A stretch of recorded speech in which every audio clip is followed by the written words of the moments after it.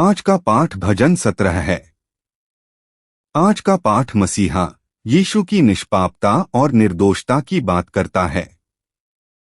यह मसीहा यीशु की परमेश्वर द्वारा सुरक्षा और सुरक्षा की भी बात करता है। यह उन दुष्टों और शत्रुओं की भी बात करता है जो मसीहा यीशु का विरोध करते हैं। यह इन शत्रुओं पर परमेश्वर के न्याय और मसीहा यीशु के पुनरुत्थान की भी बात करता है। तो यह क्या कहता है? आज हम इस पर चर्चा करेंगे और अनुग्रह साझा करेंगे। सबसे पहले आज का पाठ मसीहा यीशु की निष्पापता और निर्दोषता की बात करता है। आज का पाठ भजन संहिता 17:1-5 कहता है, हे यहोवा, धर्म की बातें सुन, मेरी पुकार पर ध्यान दे। मेरी प्रार्थना पर कान लगा, उन होठों से जो धोखा नहीं देते। मेरा न्याय तेरे सम्मुख प्रस्तुत हो, तेरी दृष्टि धर्म पर लगी रहे। तूने मेरे हृदय को परखा है, तूने रात में मेरा दर्शन किया है, तूने मुझे परखा है, तो भी तूने कुछ नहीं पाया। मैंने निश्चय किया है कि मेरे मुंह से पाप नहीं निकलेगा। मानव कर्मों में तेरे होठों के वचन से मैंने अपने आप को हिंसा के मार्गों से दूर रखा है। मेरे पग तेरे मार्गों पर दृढ़ रहे हैं और मेरे पैर नहीं फिसले। हे यहोवा, धर्म की बातें सुन, मेरी पुकार पर ध्यान दे। यहाँ मैं का अर्थ मसीहा परमेश्वर के पुत्र यीशु से है, जो अब से 1000 वर्ष बाद देहधारी होकर इस पृथ्वी पर आएगा। यहाँ ईमानदारी शब्द का अर्थ शुद्धता, धार्मिकता और न्याय है, और इसका अनुवाद धर्मी के रूप में भी किया जा सकता है। अर्थात बाइबल में इस शब्द का प्रयोग प्रायः पापरहितता या पूर्णता की स्थिति को दर्शाने के लिए किया जाता है, और कभी कभी इसे परमेश्वर के किसी गुण के रूप में भी देखा जा सकता है। उदाहरण के लिए, जब हम कहते हैं परमेश्वर धर्मी है, तो इसका अर्थ है कि परमेश्वर पापरहित और पूर्ण है। दूसरे शब्दों में, परमेश्वर पापरहित, निर्दोष, निष्पक्ष, ईमानदार और प्रेम, दया और करुणा से परिपूर्ण है। दूसरे शब्दों में, यहाँ इस शब्द का अर्थ है कि मैं कहलाने वाला प्राणी मसीहा परमेश्वर का पुत्र यीशु है, जो देहधारी होकर इस पृथ्वी पर आएगा। दूसरे शब्दों में, मसीहा यीशु परमेश्वर का पुत्र है, जो पापरहित और निर्दोष है और वास्तव में प्रेम, दया और करुणा से भरपूर है। नहीं, इसका अर्थ है कि जब परमेश्वर का पुत्र इस पृथ्वी पर आएगा, तो उसे सभी प्रकार की कठिनाइयों और क्लेशों का सामना करना पड़ेगा, और फिर वह परमेश्वर के पास जाएगा और प्रार्थना करेगा, मेरी प्रार्थना सुनो जो कपट रहित होठों से निकलती है। यहाँ कपट रहित होठों वाक्यांश भी एक पर्यायवाची है, जो मसीहा यीशु की निष्पापता और दोषहीनता को दर्शाता है। अर्थात मसीहा यीशु अपने विचारों, वचनों या कार्यों में पूरी तरह से निष्पाप, दोषरहित हैं। नहीं, बाइबल के प्रकाश में भी वे पूर्ण और संपूर्ण हैं। वे परमेश्वर के पुत्र हैं, जो प्रेम, करुणा और दया से ओतप्रोत हैं। तो मैं यह अब क्यों कह रहा हूं? यह कहा जा सकता है कि ऐसा इसलिए है क्योंकि वे पहले से जानते थे कि मसीहा यीशु पर पापी होने का झूठा आरोप लगाया जाएगा या उनके शत्रु उन्हें गलत समझेंगे। वास्तव में जब यीशु देहधारी होकर इस धरती पर आए, तो हम देखते हैं कि उनके शत्रुओं ने क्रूस पर उनका मजाक उड़ाया और उनकी ओर इशारा किया, उन्हें गलत समझते हुए, यह सोचकर कि उन्होंने कोई गुप्त पाप किया होगा या उन्होंने परमेश्वर की निंदा की होगी। और हम प्रार्थना कैसे कर सकते हैं? हे प्रभु, मेरा न्याय तेरे सम्मुख उपस्थित रहे, तेरी दृष्टि धर्म पर बनी रहे। यह प्रार्थना स्वर्ग में स्थित मसीहा यीशु की प्रार्थना है। यह एक भविष्यसूचक घोषणा के अधिक निकट है, क्योंकि यह अवश्य पूरी होगी। इसे ध्यान में रखते हुए आज के अंश को समझना उपयोगी होगा। यहाँ मेरे न्याय का अर्थ है मुझ पर परमेश्वर का न्याय। दूसरे शब्दों में, जब लोग उसकी आलोचना, उपहास और मजाक उड़ाते हैं, तो परमेश्वर जांच करेगा कि क्या मसीहा यीशु वास्तव में दोषी है और अपना न्याय प्रकट करेगा। यहाँ निष्पक्षता का प्रयोग महिमा और ऐश्वर्य के बहुवचन के रूप में किया गया है, जिसका अर्थ है महिमा की निष्पक्षता, महिमा की निष्पक्षता और महिमा की ईमानदारी। अर्थात परमेश्वर मसीहा यीशु की महिमा की निष्पक्षता, ऐश्वर्य की निष्पक्षता और महिमा की ईमानदारी को देखते हुए उसकी जांच और न्याय करेगा। दूसरे शब्दों में वह महिमा की शुद्धता, महानता की निष्पक्षता और महिमा की ईमानदारी को देखेगा जो स्वयं मसीहा यीशु में परमेश्वर के मूल पुत्र के रूप में विद्यमान है। तूने मेरे हृदय को परखा, तूने रात में मुझसे भेंट की, तूने मुझे परखा परंतु कोई दोष न पाया। यहाँ यह रात मसीहा यीशु को उसके शत्रुओं द्वारा क्रूस पर चढ़ाए जाने, अपना लहू बहाए जाने और कब्र में दफन किए जाने का प्रतीक है। यहाँ हृदय शब्द को दाऊद के भजनों में कब्र में पड़े मसीहा यीशु के शरीर या उसके पुनर्जीवित आध्यात्मिक शरीर के संदर्भ में देखा जा सकता है। यहाँ भी यही सत्य है। यहाँ यह कब्र में पड़े यीशु के शरीर को संदर्भित करता है। दूसरे शब्दों में यह अंश ऐसा व्यक्त करता है मानो परमेश्वर कब्र में लेटे यीशु से मिलने आए हों, उनके शरीर की जांच, निरीक्षण और परीक्षण कर रहे हों। हालांकि परमेश्वर को मसीहा यीशु में कोई पाप या दोष नहीं मिलेगा। बेशक यह वाक्य भविष्य सूचक पूर्ण काल में प्रयुक्त होता है, जो भविष्य के आश्वासन को व्यक्त करता है। मैंने अपने मुंह से पाप न करने का संकल्प लिया है। यहाँ मैंने संकल्प लिया है मसीहा यीशु की दिव्य इच्छा को व्यक्त करता है। इसके अलावा मैं अपने मुंह से पाप नहीं करूंगा एक पर्यायवाची है, जिसका अर्थ है कि मसीहा यीशु ने अपने विचारों, शब्दों या कार्यों में पाप न करने का संकल्प लिया है। यह क्या दर्शाता है? आप क्या सोचते हैं? हम भी अपने विचारों, शब्दों और कार्यों में कभी कभी संकल्प लेते हैं और संकल्प लेते हैं, अब से मैं पाप नहीं करूंगा। नहीं, मेरे मामले में मैं बार बार संकल्प लेता हूं और संकल्प लेता हूं, अब से मैं पाप नहीं करूंगा। लेकिन ये संकल्प और आशाएं ज्यादा समय तक नहीं टिकती और मैं अक्सर इन्हें टूटते हुए देखता हूं। ऐसे समय में मैं विलाप करता हूं और आह भरता हूं, हे परमेश्वर, इस पापी का क्या करोगे? ऐसा क्यों है? हम संकल्प लेते और संकल्प लेते हुए भी हमेशा ठोकर क्यों खाते और गिरते हैं? ऐसा इसलिए है क्योंकि हम इस धरती पर एक भ्रष्ट और पतित शरीर के साथ रहते हैं। उस भ्रष्टता और पतितता के कारण मेरे भीतर की पापमय प्रवृत्ति मेरे शरीर में लगातार तड़पती और पुनर्जीवित होती रहती है। हालांकि चूंकि मसीहा यीशु स्वाभाविक रूप से और मूलतः दोषरहित हैं, इसलिए वे चाहकर भी पाप नहीं कर सकते। नहीं, मसीहा यीशु का हर विचार, वचन और कर्म सदैव पूर्णता और संपूर्णता से ओतप्रोत है। वे ऐसे व्यक्ति हैं जो चाहकर भी कभी पाप नहीं कर सकते। मानव कर्मों के विषय में मैंने तेरे होठों के वचन पर ध्यान दिया है और अपने आप को हिंसा के मार्गों पर चलने से रोक रखा है। यहाँ मानव कर्मों को परमेश्वर के पुत्र स्वयं मसीहा यीशु के कर्मों के विपरीत व्यक्त किया गया है। दूसरे शब्दों में मसीहा यीशु हम मनुष्यों की तरह, परमेश्वर के लोगों की तरह परमेश्वर के वचन का पालन करेंगे और हिंसा के मार्गों पर नहीं चलेंगे। दूसरे शब्दों में वे परमेश्वर के वचन के अलावा कोई पाप नहीं करेंगे। क्या यह सही नहीं है? पाप का अर्थ है परमेश्वर के वचन के विरुद्ध कार्य करना। दूसरे शब्दों में अपने पड़ोसी से अपने समान प्रेम न करना पाप है और परमेश्वर से अपने समान प्रेम न करना पाप है।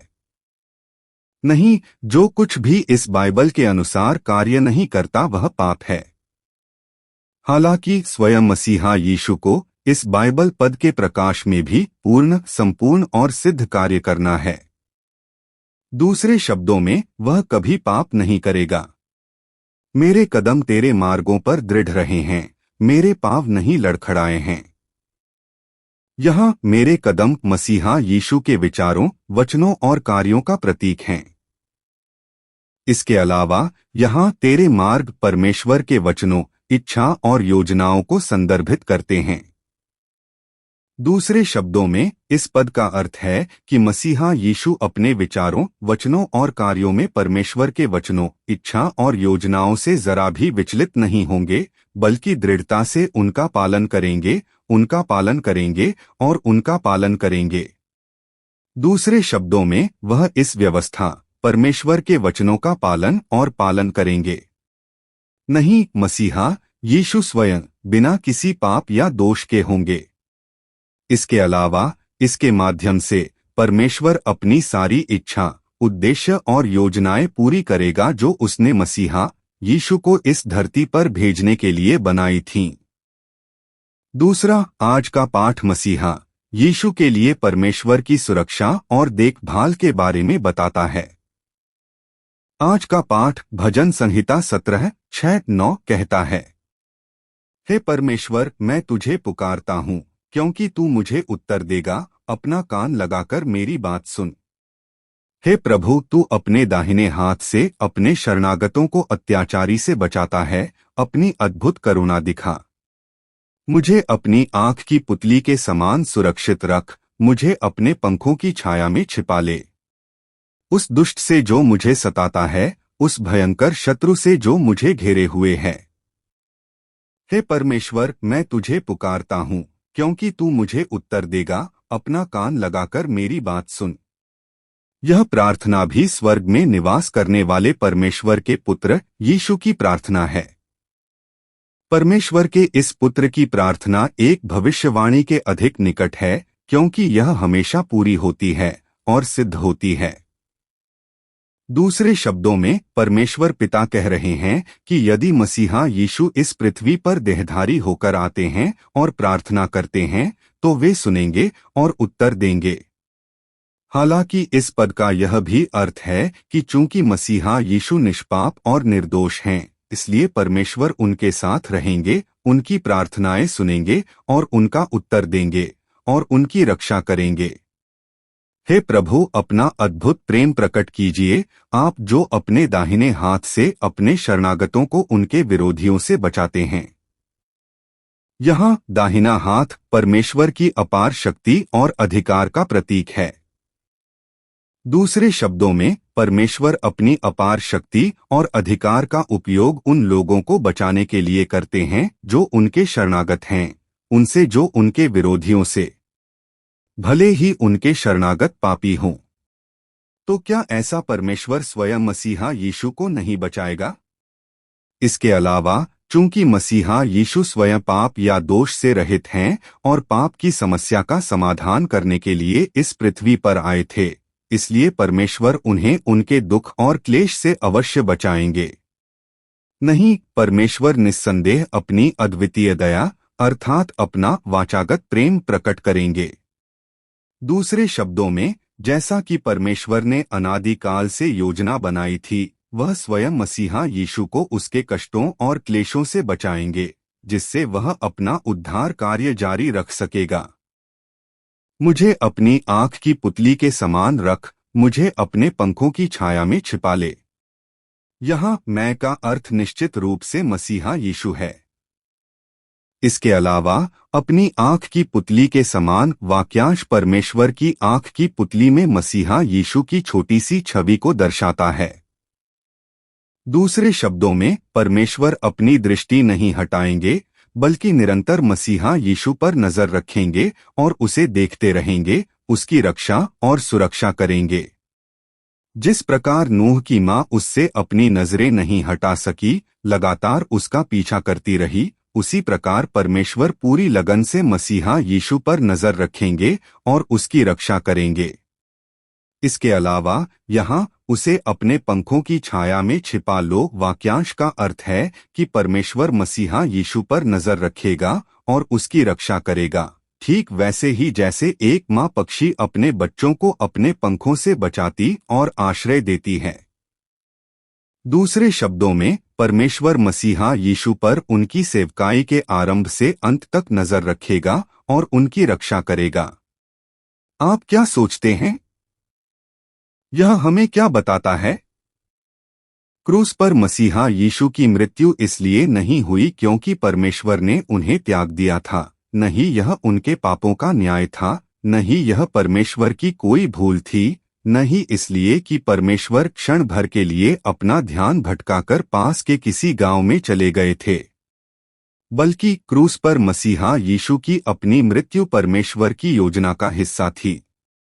मुझे उन दुष्टों से बचा जो मुझ पर अत्याचार करते हैं और उन भयंकर शत्रुओं से जो मुझे घेरे हुए हैं।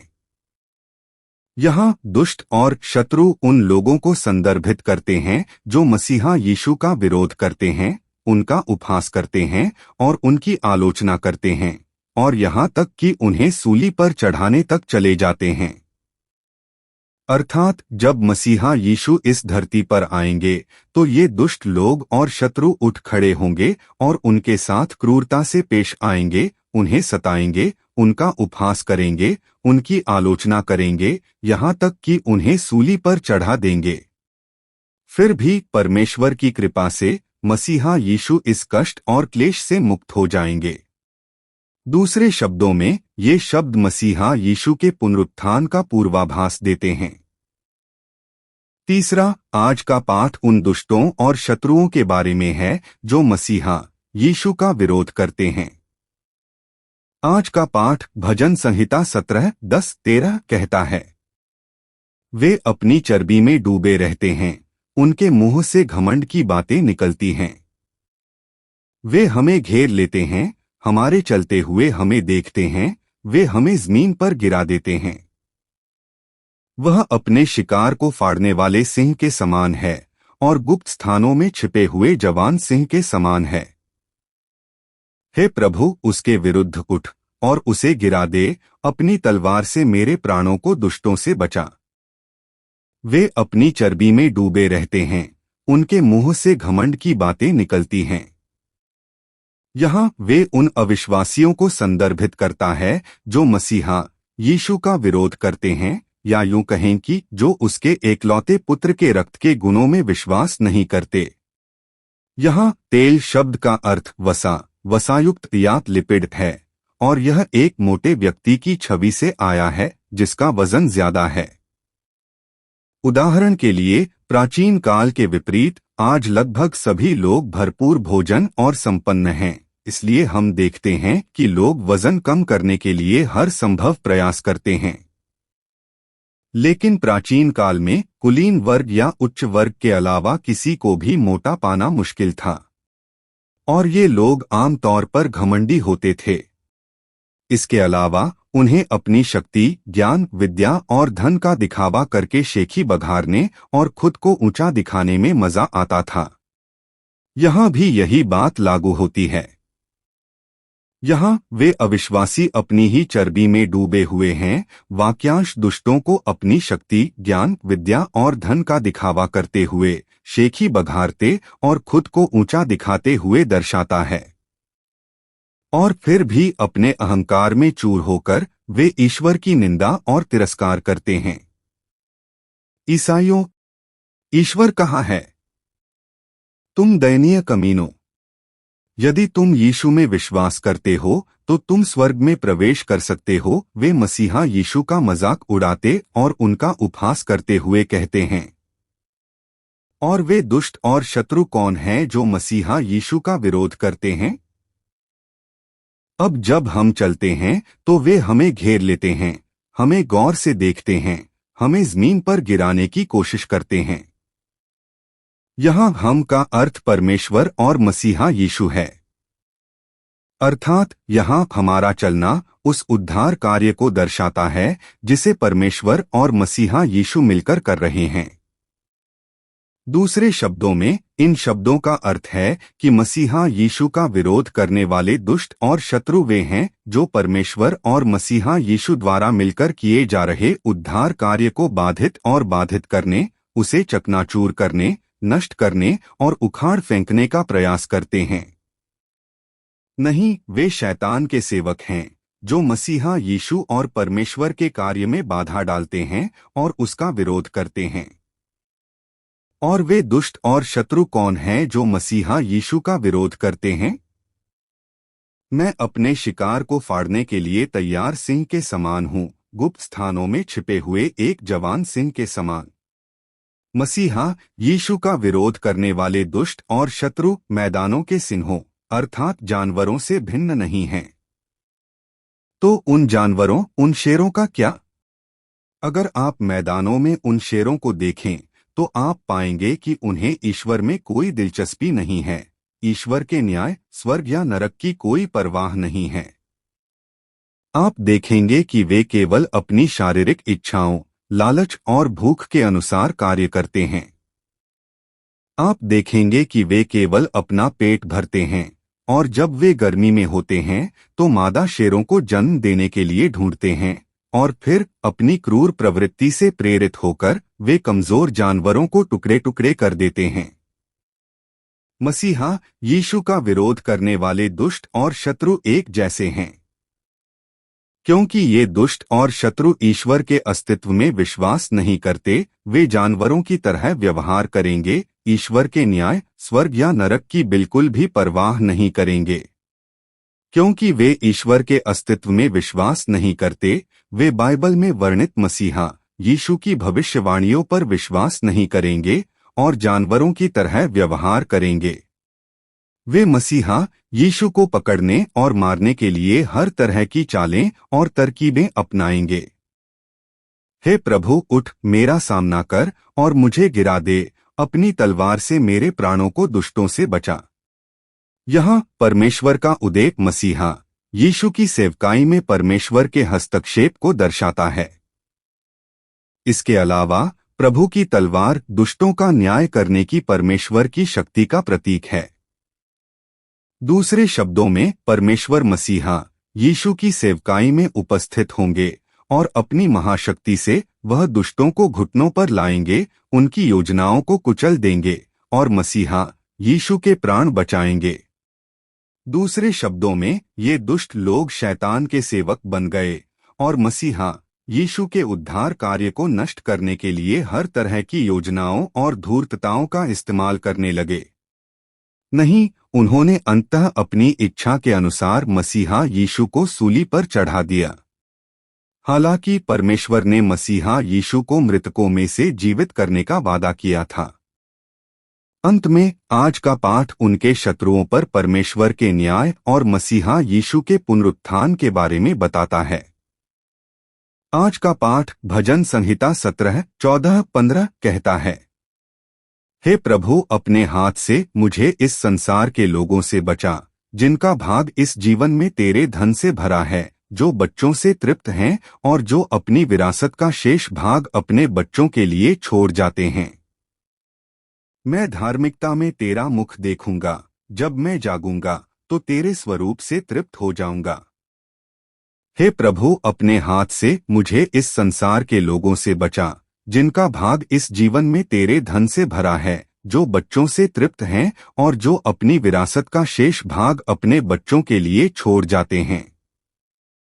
यहाँ भाग शब्द का अर्थ उस धन, बच्चों और विरासत से है जो परमेश्वर ने उन्हें दिया है। यहाँ इस संसार के लोग जिन्होंने इस जीवन में अपना भाग प्राप्त कर लिया है, वाक्यांश का प्रयोग परमेश्वर के उन लोगों के विपरीत किया गया है जो स्वर्ग के अनंत राज्य में आरोहित होंगे और अनंत आनंद प्राप्त करेंगे। अर्थात यद्यपि परमेश्वर के लोग इस पृथ्वी पर सभी प्रकार की कठिनाइयों और क्लेशों के बीच रहते हैं, इसका अर्थ है कि यह जीवन ही सब कुछ नहीं है। स्वर्ग का शाश्वत राज्य उनकी प्रतीक्षा कर रहा है। हालांकि अविश्वासियों के लिए पृथ्वी पर यही जीवन ही जीवन है। जैसे ही वे अपने सांसारिक जीवन के बाद मरते हैं, अग्नि की अनंत झील उनकी प्रतीक्षा करती है। इसलिए अगले जीवन में उन्हें और कुछ नहीं मिलता। वास्तव में उन्होंने पृथ्वी पर अपना पूरा भाग प्राप्त कर लिया है। दूसरे शब्दों में, ये अविश्वासी दयनीय लोग हैं जो परमेश्वर द्वारा दी गई संपत्ति और संतान के साथ इस पृथ्वी पर संतुष्ट जीवन जीते हैं, और जब वे मरते हैं तो अपनी बची हुई विरासत अपने बच्चों को सौंप देते हैं और फिर अनंत विनाश में गिर जाते हैं। क्या ऐसा नहीं है? परमेश्वर ने उन्हें उनकी सारी संपत्ति, संतान और उद्योग दिए हैं, फिर भी वे उस परमेश्वर से अनभिज्ञ रहते हैं जिसने उन्हें ये सब दिया है। और इस तथ्य के बावजूद कि परमेश्वर का न्याय किसी भी क्षण निकट आ रहा है, वे इससे पूरी तरह अनभिज्ञ रहते हैं। वे केवल अपनी सांसारिक संपत्ति, बच्चों और व्यवसायों से संतुष्ट हैं और अपना जीवन उन्हीं में केंद्रित और लीन रहते हैं।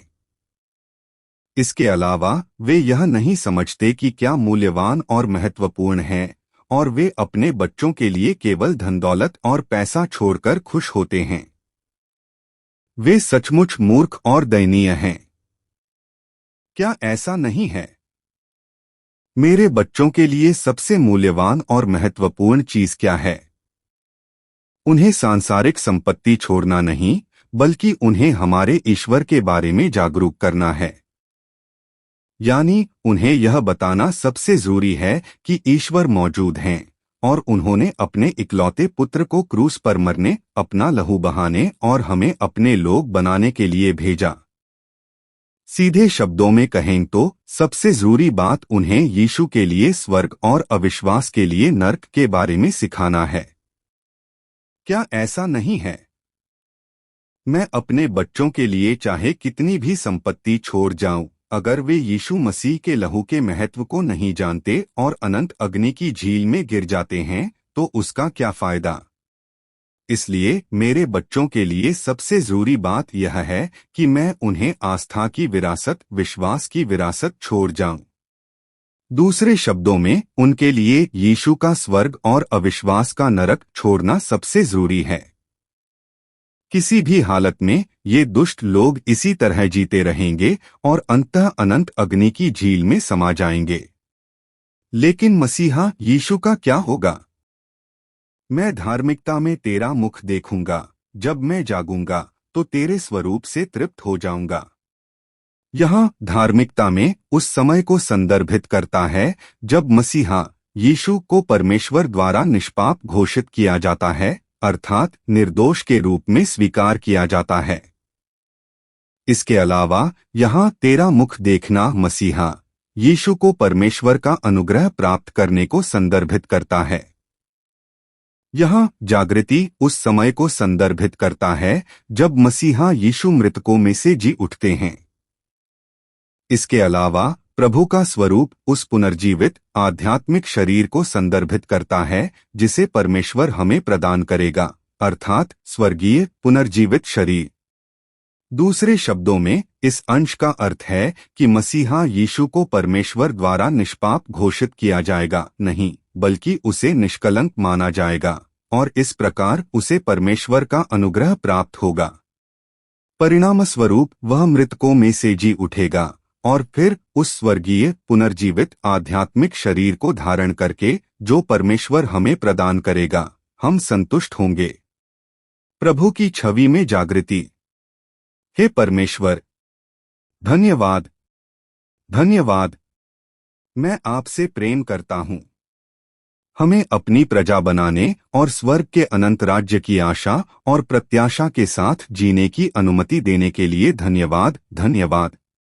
आप हमें आशीर्वाद दें ताकि हम प्रभु के उद्धार में आनंदित हों और परमेश्वर में सदैव आनंद और प्रसन्नता से जीवन व्यतीत करें। मैं यीशु के नाम पर आपसे प्रार्थना करता हूं और आपको आशीर्वाद देता हूं। आमीन। यदि आप अधिक जानना चाहते हैं तो कृपया सदस्यता लें।